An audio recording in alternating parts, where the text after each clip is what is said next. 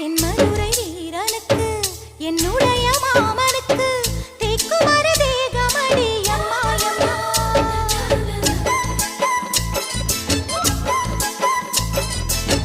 மாமன் பெற்ற பெண்ணுனக்கு மையெழுதும் கண் எதுக்கு என்னை வந்து கொல்லுதடி எம்மாயம்மா.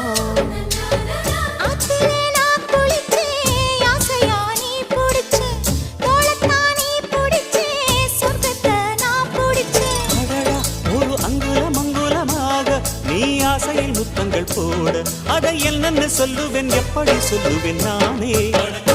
சந்தனமே குங்குமமே நில்லடியோ இனிக்கும் செந்தமிழில்